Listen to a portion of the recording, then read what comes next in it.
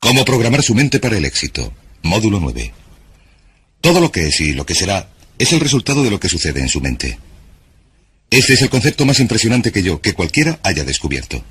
Usted puede modificar de manera espectacular las realidades externas de su vida si cambia las actitudes internas de su mente, como dijo William James. Ya hemos hablado sobre las diversas leyes. La ley de las creencias, que sus creencias se convierten en sus realidades, que usted ve el mundo según lo que crea que constituye la verdad sobre el mundo.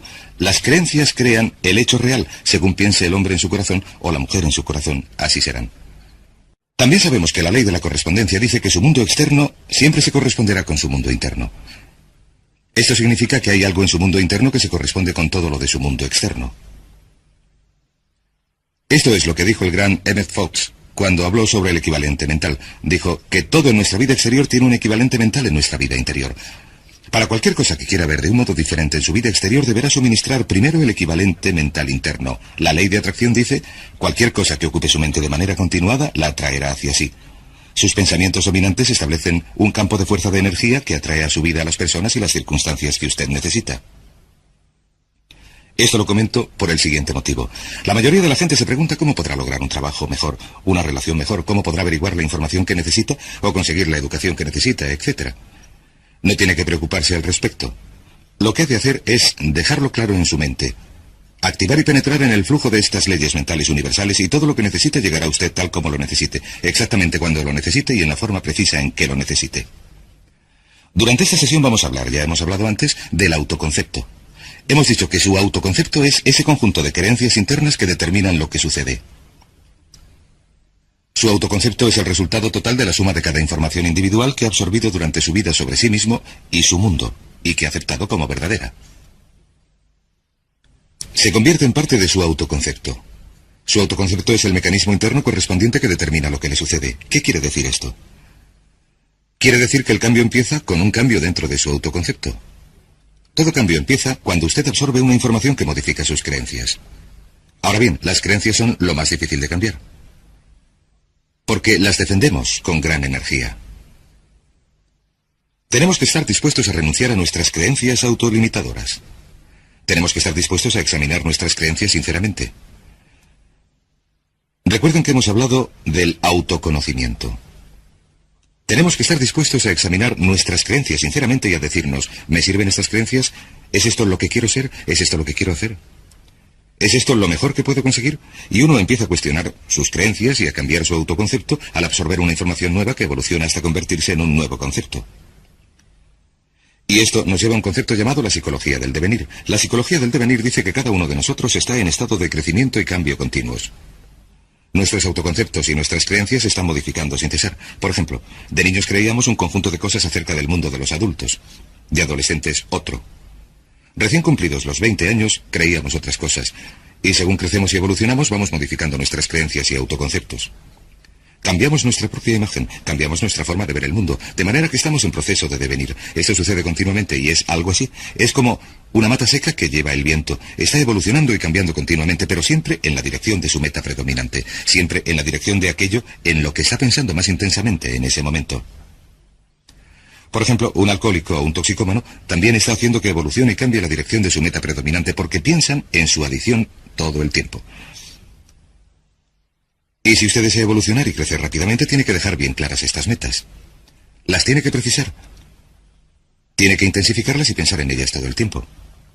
A veces, si estudiamos a las personas que lograron grandes éxitos a una edad temprana, averiguamos que tuvieron una obsesión, una preocupación total por un aspecto o campo concreto durante mucho tiempo.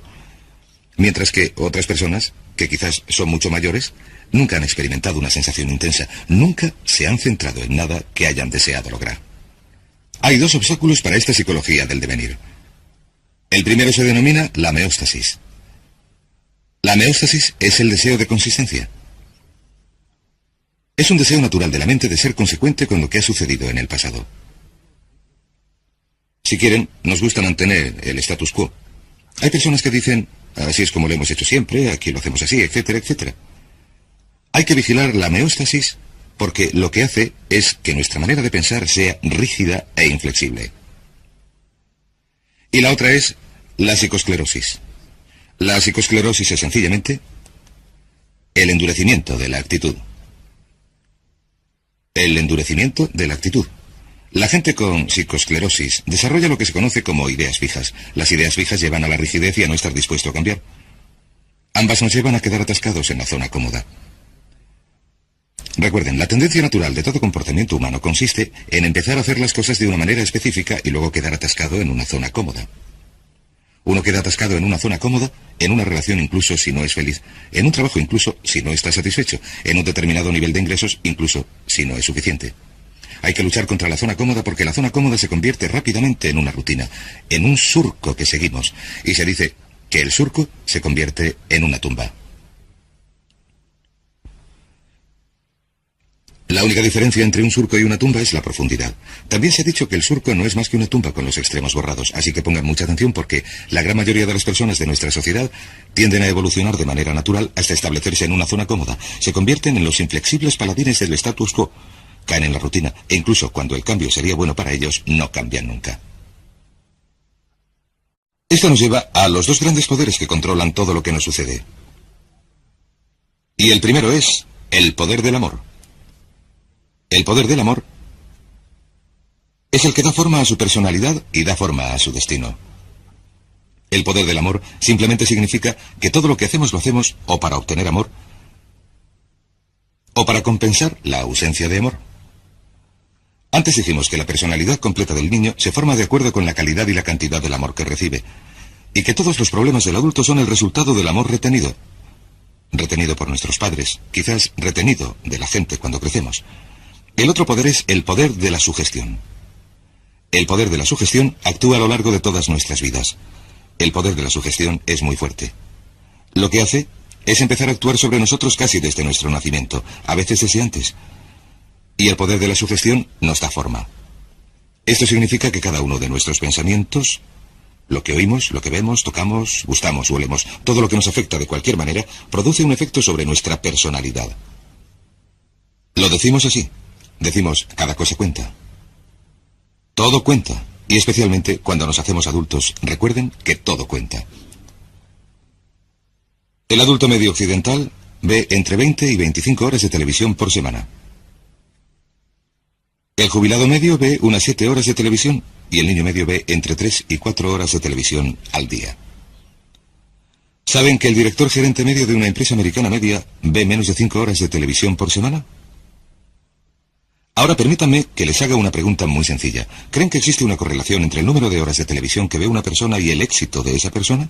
¿Creen que las influencias por sugestión de los libros, las revistas, las cintas magnetofónicas, los cursillos, los seminarios, la gente, los programas de televisión, etcétera, que ustedes ven, escuchan, leen, con los que viven de manera continuada, creen que estas influencias de sugestión producen algún efecto sobre su futuro? Permítanme repetirlo. Todo cuenta. Y deben hacerse esta pregunta. Es algo que aprendí hace años. Deben hacer esta pregunta. ¿Qué es lo que desean de la vida? Una vez que se hayan preguntado lo que desean en la vida, pueden mirar a su alrededor y decidir lo que es bueno y malo para ustedes. ¿Qué significa esto? Significa que todo lo que les acerque hacia lo que desean es bueno, y todo lo que les aleje de lo que desean es malo. Pero todo cuenta. Tengo un buen amigo que siempre estaba a régimen. De cuando en cuando, yo le pillaba comiendo tarta. A veces su comida consistía en 2 trozos de tarta. Y yo le decía, creía que estabas a régimen, creía que solo comías fruta fresca y verdura y comida natural. Y él me contestaba, pues claro. ¿Y la tarta qué? Yo le decía, eso no cuenta. Me contestaba. ¿Saben que hay muchas personas que se quedan sentadas en casa viendo la tele 3 o 4 horas cada noche, que quieren tener éxito, que leen los chistes y las páginas deportivas, que leen revistas absurdas o no leen nada, oyen la radio, no hacen nada con su tiempo libre ni con su mente y dicen, quiero tener éxito, quiero tener más éxito?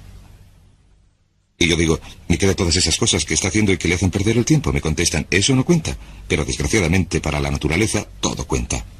Esto nos lleva a algunas leyes que quiero compartir con ustedes. La primera ley es la ley de la costumbre. Estas también son leyes mentales. La ley de la costumbre es muy parecida a la ley de la inercia. La ley de la inercia dice que un cuerpo en reposo tiende a permanecer en reposo, a no ser que actúe sobre él una fuerza externa. También si el cuerpo entra en movimiento, tiende a permanecer en movimiento, a no ser que actúe sobre él una fuerza externa. La ley de la costumbre dice que sin una decisión específica por su parte para cambiar algún aspecto de su vida, la tendencia natural es seguir igual indefinidamente. Como dijo una vez un especialista en gestión de tiempo, cuanto más haga lo que está haciendo, más recibirá de lo que recibía. De modo que debe examinar lo que ha recibido y examinar lo que está haciendo y decir, ¿es esto lo que quiero? Seguirá en la misma dirección, a no ser que se decida a cambiar de forma concreta y específica. También hay otra ley que se llama la ley de la emoción.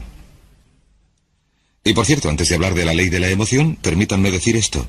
Alrededor del 95% de lo que hacemos lo hacemos por costumbre. La única diferencia importante entre la gente con éxito y los fracasados es que la gente con éxito tiene costumbres de éxito y los fracasados tienen costumbres de fracaso. Por ejemplo, ¿han oído el refrán al que madruga Dios le ayuda? ¿Por qué es esto? ¿Por qué madrugan tantas personas con éxito? Pues porque así aprovechan mejor el día. Y también porque madrugar les obliga a irse pronto a la cama. No malgastan las noches, que es cuando están más cansados y producen menos. De modo que vemos una y otra vez que los hombres y las mujeres de éxito se acuestan pronto y se levantan pronto. Tienen una costumbre de éxito. ¿Por qué no se acuesta pronto y se levanta pronto mucha gente? Porque son perezosos, no son disciplinados, no tienen metas que deseen con suficiente intensidad, no tienen costumbres de éxito. El 95% de su éxito lo determinará el tipo de costumbres que desarrolle. Si tiene buenas costumbres, conseguirá el éxito a pesar de los pesares. La ley de la emoción dice esto. Todas las decisiones que tomamos se basan en la emoción. Se solía decir, la gente actúa al 95% por emoción y al 5% por lógica. Uno de los grandes descubrimientos que he hecho es que la gente actúa al 100% por emoción, que no actuamos por emoción ni siquiera al 95%. Cada decisión que tomamos se basa en la emoción. Si alguien dice, esto es lo lógico, lo que quiere decir es que, aunque parezca lógico, lo que sucede es que aquello está más cargado de emoción. La ley de las emociones dice que todas las decisiones que tomamos son emocionales. Y dice también que una emoción fuerte domina a una más débil. Una emoción fuerte domina a una emoción más débil. Así que la emoción más fuerte será la emoción dominante. Y determinará lo que uno haga. Toda acción viene determinada por la emoción predominante en ese momento. Según cuál sea la emoción más fuerte, si es el temor dominará sobre lo que uno haga. Si es el deseo dominará sobre lo que haga. Las dos emociones principales que luchan en nuestro interior continuamente son el temor y el deseo. Un campeonato mundial que se repite sin cesar. Nuestros temores nos retienen, nuestros deseos nos impulsan. ¿Cómo se hace para que venzan los deseos? Muy sencillo. Se usa la ley de la concentración y se piensa todo el tiempo en lo que uno quiere. Concéntrese todo el tiempo en lo que quiere. Se mantiene la mente fija en el deseo. Se preocupa uno totalmente por lo que quiere, como dijimos antes, y los temores tienden a disminuir. Pero piense en lo que piense, si piensa en sus temores o si piensa en sus deseos, la ley de la emoción es la que determinará sus acciones, y sus acciones determinarán sus resultados. Esto nos lleva a otra ley que se llama la ley de la expresión. Esta ley de la expresión es muy interesante. Esta ley de la expresión es muy antigua, anterior incluso a una cita de Aristóteles. Todo lo que se imprime se expresa. Todo lo que se imprime se expresa. Todo lo que se imprime se expresa. ¿Qué significa esto? Voy a sentarme hasta que esté limpio el encerado. Significa sencillamente esto.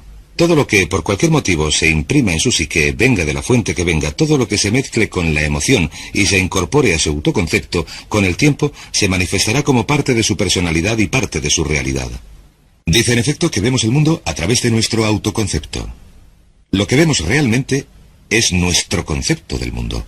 No creemos lo que vemos, sino que vemos lo que creemos. Lo que se haya imprimido en su mente como un hecho, como una verdad, como una realidad, se manifestará en su realidad o se expresará en su mundo, porque es lo que verá. Si ve que cierto tipo de personas son buenas, entonces verá bondad en esas personas. Si cree que los miembros de un partido político son imbéciles, todos los miembros de ese partido político le parecerán imbéciles, incluso los más sabios e inteligentes. Si cree que la oportunidad está presente en todas partes, verá oportunidades en todas partes. Si cree que controla totalmente su destino, entonces verá indicios de esto. Si se cree una persona popular, valerosa, confiada, con influencias, entonces actuará de manera consecuente con esa creencia y verá sus manifestaciones a su alrededor. He leído un caso interesante hace poco. Una adivina convenció a un joven de origen humilde que no tenía ninguna confianza en sí mismo de que era la reencarnación de Napoleón Bonaparte. Es una historia maravillosa, una historia verídica. Empezó a creerse que era la reencarnación de Napoleón Bonaparte. Se fue a la biblioteca y estudió a Napoleón. Lo averiguó todo sobre Napoleón. Empezó a andar, a hablar y a actuar como Napoleón, y a pensar como Napoleón. Empezó a imaginar grandes planes que Napoleón habría imaginado. Empezó a actuar valerosa y confiadamente ante la incertidumbre como lo habría hecho Napoleón. Con el tiempo llegó a convencerse totalmente de que aquella persona tímida y reservada era de verdad la reencarnación de Napoleón. Mejoró su carrera profesional. Le dieron aumentos, le promocionaron. Cambió su forma de vestir, empezó a hablar con más confianza y cuando llegó a averiguar que la adivina le había engañado, había llegado a ser un hombre de negocios muy próspero.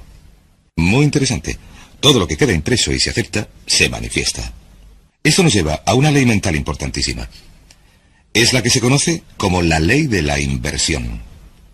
Cuando supe de esta ley por vez primera, me impresionó tanto que quería ocultarla y esconderla y no hablar de ella a nadie. Esta es la primera vez que explico esta ley a alguien en cualquier forma. La ley de la inversión dice sencillamente esto.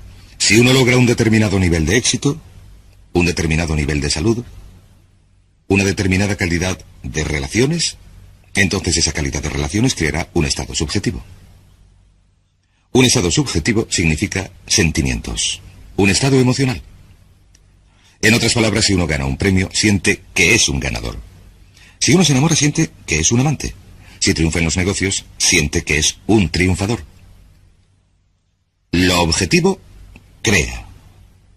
En otras palabras, la realidad objetiva o el hecho llega a crear lo subjetivo o el estado emocional. ¿Les parece que esto tiene sentido? En otras palabras, sucede algo. Uno se siente de maravilla, ya me entienden. Sin embargo, la ley de la inversión dice, si comprenden esto, este hecho por sí solo puede cambiar su vida porque ha cambiado la mía. Dice que si uno puede crear de manera artificial el estado subjetivo o la sensación pondrá en acción las leyes de la atracción y de la correspondencia. Atraerá a su vida a la gente, las circunstancias, las oportunidades necesarias para crear algo objetivo que se corresponderá con lo subjetivo. Y el método es este. Es tan sencillo que es sorprendente. Funciona así. Cada vez que piense en algo que verdaderamente desee, imagínese que ya lo tiene. Imagínese que ya lo tiene. Parece un juego de niños, pero es potentísimo. Y lo único que les sugiero es que lo intenten durante un tiempo. Imagínese, cierre los ojos. Piense en ello. Si es necesario, póngase de pie, relájese. Haga lo que quiera, solo imagine que ya lo ha logrado y siéntalo así. Sienta que ya ha logrado el éxito. Como si ya hubiera sucedido en el pasado. Como si ya lo hubiera conseguido. No tiene que volver a preocuparse por ello. Ya ha logrado la sensación. Y si repite esa sensación una y otra vez, esta ley de la inversión creará esta sensación según se concentre más y más en la sensación. De hecho, la sensación empezará a modificar las cosas en su interior y en su exterior, y a impulsarle hacia su meta, o a impulsar su meta hacia usted, y el objetivo se hará realidad precisamente en el momento oportuno y en el lugar oportuno. De hecho, ni siquiera tiene que preocuparse por el proceso entre las distintas etapas. Lo único que tiene que hacer es retener la sensación de manera muy, muy intensa. Hablaremos de ello un poco más cuando hablemos de los métodos de programación mental. La ley siguiente es la ley de la práctica. La ley de la práctica también se conoce como la ley de la repetición. Dice que todo lo que haga una y otra vez con suficiente frecuencia se convierte en una nueva costumbre. ¿Quiere ser una persona positiva, entusiasta? ¿Quiere hacerse rico y próspero? ¿Qué desea de la vida? Sea lo que sea, si lo practica una y otra vez, con el tiempo se convertirá en una nueva costumbre, siempre que lo practique pensando en ello. Verá, se tarda unos 21 días en desarrollar una nueva costumbre. Hay que repetirlo una y otra vez durante 21 días. Lo que vamos a hacer como resultado de este cursillo y como resultado de lo que hemos comentado es pedirle o sugerirle que haga lo que llamamos el régimen AMP de 21 días. Esto quiere decir que durante 21 días le vamos a pedir que haga algo muy difícil, una de las cosas más difíciles que va a hacer en su vida. Durante 21 días quiero que centren su mente en lo que desean y que no piensen en lo que no desean. Centre su conversación en lo que desea y no hable de lo que no desea. Centre sus sueños, su imaginación, sus pensamientos, sus sentimientos. Centre todo su entorno en lo que desea. No piense en lo que no desea. Es muy sencillo, no es complicado. Es una de las cosas más difíciles que hará en su vida. ¿Por qué hablamos de 21 días? Por una buena razón. Verán, una gallina con un cerebro minúsculo tarda 21 días sentada tranquilamente, pacientemente, en incubar un huevo. A nosotros nos parece que si una gallina con un cerebro minúsculo puede permanecer 21 días sentada sobre un huevo sin observar ningún cambio, solo porque tiene fe, 21 días pasa sentada sobre el huevo, entonces probablemente podemos pedir a unos adultos con un cerebro que pesa 1,5 kilos, con entre 12.000 y 20.000 millones de células y con capacidad para recordar y retener todos los conocimientos de la humanidad. Si se pudiera introducir una sonda en su cerebro, podemos pedir a esos adultos que perseveren durante 21 días. Si puede seguir un régimen de actitud mental positiva durante 21 días, centre en él su mente. Su meta es convertirse en lo que llamamos una persona puramente positiva. Una persona puramente positiva. Porque sabe que si es una persona puramente positiva, si sus conversaciones, sus actos y sus relaciones son puramente positivos, lo que llamamos una persona PPP, y si practica esto durante 21 días, verá que su vida cambiará. Todo cambiará a su alrededor. Su salud, sus relaciones, su trabajo, sus oportunidades y todo lo demás. Es sencillo, pero no es fácil. Si lo puede hacer, si lo puede practicar, se convertirá en costumbre. Incluso la propia ley de la inversión, la propia ley de la emoción, la propia ley de la costumbre, empezarán a cambiar. ¿Cuáles son las 4 cosas que necesita para que se opere este cambio importante? Primero, necesita el deseo. El deseo es el punto de partida para cualquier cambio.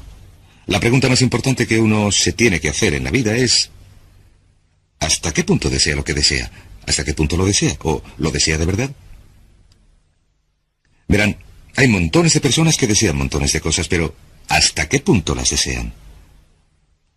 Si las desea muchísimo, si las desea con intensidad, entonces nada en el mundo podrá impedir que las logre. Hay una interesante anécdota sobre Sócrates.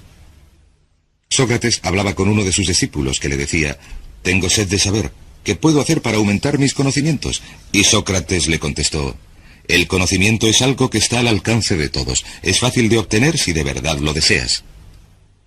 El discípulo contestó: «Estoy seguro de que lo deseo de verdad». Y Sócrates le dijo: «Ven conmigo», y le llevó al mar. Y se metió con él en el mar Egeo. Estaban a algo más de 1 metro de profundidad y Sócrates, un hombre muy fuerte, cogió al joven y le metió la cabeza en el agua. Y el joven empezó a luchar y luchar, a desesperarse. Y por fin le sacó del agua y le dijo: «¿Qué es lo que querías mientras estabas bajo el agua?». Y le respondió: «Lo único que quería era aire. Solamente podía pensar en el aire». Sócrates le dijo: «Cuando desees el conocimiento con la misma intensidad con que deseabas el aire, conseguirás todo el conocimiento que desees. Y cuando usted desee algo con gran intensidad, si tiene deseo, lo logrará». El segundo paso es la decisión. Una y otra vez, cuando viajo, me doy cuenta de que se produce un cambio de primer orden en la vida de una persona cuando toma una decisión. También me doy cuenta de que la mayoría de las personas son increíblemente indecisas. Son muy reacias a tomar decisiones, a restringir sus opciones. Son muy reacias a comprometerse en cualquier sentido, y al no comprometerse, se limitan a ir a la deriva. Desgraciadamente, se condenan a vivir bajo la ley del accidente. De modo que el siguiente paso es tomar una decisión muy clara, inequívoca, de que esto es lo que quiere y que está dispuesto a pagar un precio para lograrlo. Hay un librito muy interesante escrito por Michael Hernacki que se llama El secreto definitivo. El autor dice que la clave del éxito consiste sencillamente en esto, en que uno esté dispuesto a hacer lo que sea necesario, que esté dispuesto a hacer lo que sea necesario. Que esté dispuesto a hacer lo que sea necesario. Una vez que haya tomado la decisión, ha de estar dispuesto a realizar el esfuerzo adicional. Ha de estar dispuesto a hacer lo que sea necesario. Lo interesante es que nunca se ha de hacer todo lo que sea necesario. Sin embargo, hay que estar dispuesto a hacerlo. Y esta decisión inequívoca de vencer o morir, ese compromiso al 100% es lo que supone toda la diferencia en su éxito. La mayoría de la gente no está dispuesta a comprometerse de ese modo. Se retienen, dicen: «Lo quiero, pero no estoy dispuesto a hacer esto o aquello», o «No quiero cambiarme de casa, volver a estudiar, no puedo sacrificar esto», etc. He hablado, por ejemplo, con muchos padres que han hecho grandes sacrificios para que la madre se pueda quedar en casa con los niños durante los primeros 3 o 5 años de vida de estos. La gente les dice, estáis locos, necesitáis el dinero, no podéis viajar, no se pueden pagar las facturas cuando solamente hay una persona trabajando. Contestan, pero hemos decidido dar a nuestros hijos los mejores cimientos, la mejor base emocional, y creemos que esto se logra si la madre está en casa con los niños, así que estamos dispuestos a hacer los sacrificios necesarios. Y por supuesto todos tienen que decidir por sí mismos en cuanto a los sacrificios que desean hacer. El tercero es la determinación. La determinación significa apoyar su plan con, por así decirlo, una fuerza de voluntad férrea. Una vez más, todos los estudios que he examinado, y a lo largo de mi vida he dedicado unas 30.000 horas a estudiar el tema del éxito personal y empresarial, es que la fuerza de voluntad férrea es de enorme importancia. Determinación y constancia cuando las cosas se ponen feas, estar dispuesto a perseverar frente a la adversidad. Este tipo de determinación es esencial para desarrollar los nuevos modelos de pensamiento que garantizarán su éxito. Y por último, disciplina. Esta es mi preferida. Generalmente, esta es la única ocasión en el curso en la que hablo del tema, pero la disciplina es la llave maestra de las riquezas. La disciplina es la llave maestra de las riquezas. La disciplina, estar dispuesto a hacer lo que uno sabe que debe hacer, cuando lo debe hacer, le guste o no, es la clave esencial de su éxito. ¿Por qué fracasa la gente en la vida? No es un milagro, no es un misterio. El motivo por el que la gente fracasa es porque no están dispuestos a hacer lo que sea necesario, no están dispuestos a pagar el precio. La mitad de las veces, 3/4 partes de las veces, no saben lo que quieren. Y los que lo saben, no son capaces de imponerse disciplina, de modo que la próxima vez que esté sentado viendo la televisión, la próxima vez que vaya en coche oyendo la radio en lugar de oír programas en cintas magnetofónicas, pregúntese sinceramente, en relación con la vida maravillosa que podría disfrutar, en relación con todas las cosas que desea, ¿me está acercando esto a mi meta o me está alejando de ella? Porque la verdad del asunto es que todo le acerca a su meta o le aleja de su meta, que nada es neutral, todo cuenta, que el tiempo pasa, el tiempo vuela. Ahora mismo, el reloj está haciendo tic-tac. Un buen amigo mío decía, recuerda que la vida no es un ensayo, es la función real. Y lo que uno se tiene que preguntar es, ¿soy sincero cuando digo que soy y tengo y hago todo lo que me es posible?